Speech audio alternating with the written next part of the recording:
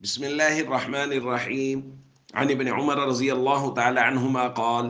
نهى رسول الله صلى الله عليه وسلم أن يبيع بعضكم على بيع بعض رواہ البخاری۔ ابن عمر رضی اللہ تعالیٰ عنہما بیان فرماتے ہیں کہ نبی کریم صلی اللہ علیہ وسلم نے ہمیں اس سے منع فرمایا کہ ہم کسی کے بھاؤ پر بھاؤ لگائیں۔ دوستو، تجارت کے شرعی اصول بیان کیے جا رہے ہیں، ان میں سے ایک اہم اصول یہ ہے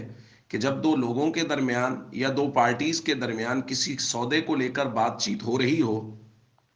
تو جب تک وہ بات چیت ہاں یا نہ میں مکمل نہیں ہو جاتی اس وقت تک اس سودے کے اندر مداخلت کرنا یہ شریعت کی نظر میں نہ صرف ناپسندیدہ ہے بلکہ ناجائز و حرام ہے۔ کہ ایک پارٹی دوسری پارٹی کے ساتھ کسی سودے کو لے کے بات کر رہی ہے تو بیچنے والے نے کہا کہ یہ چیز میں آپ کو 1 لاکھ روپے میں بیچتا ہوں، خریدنے والی پارٹی نے کہا کہ ٹھیک ہے میں کل تک سوچ کے آپ کو بتا دیتا ہوں۔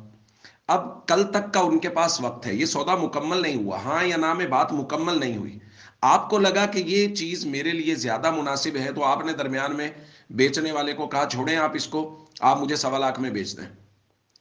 تو یہ شریعت کی نظر میں انتہائی ناپسندیدہ ہے۔ جب تک ان کی بات ہاں یا نہ میں مکمل نہ ہو جائے، یا تو وہ 1 لاکھ کا 1 دن کے بعد خرید لے یا وہ منع کر دے کہ جی ہماری سمجھ میں نہیں آ رہا، ہم 1 لاکھ میں نہیں خرید سکتے، اب آپ کے لیے جائز ہے کہ آپ اس کے بھاؤ پر بھاؤ لگائیں۔ وگرنہ عام حالات میں اگر ان کی بات آپس میں چل رہی ہے تو اس صورت میں آپ بھاؤ پر بھاؤ لگائیں گے تو نبی کریم صلی اللہ علیہ وسلم نے سختی سے اس سے منع فرمایا ہے۔ ہاں، اس کے اندر ایک چھوٹی سی بات اور ہے کہ کوئی آدمی یہ کہتا ہے کہ ایک ہی مجلس میں بیٹھے ہوئے کہ کون زیادہ پیسے دے گا اس کے، تو اس کی بات ہم بعد میں کریں گے۔ یہ اس صورت میں ہے کہ دو پارٹیز کے درمیان، دو لوگوں کے درمیان کسی بھی سودے کو لے کر بات چیت ہو رہی ہے، آپس میں ان کی بات چیت ہو رہی ہے، تو اس صورت میں تیسرے آدمی کو نہیں چاہیے کہ وہ اس میں مداخلت کرے۔ السلام علیکم ورحمۃ اللہ وبرکاتہ۔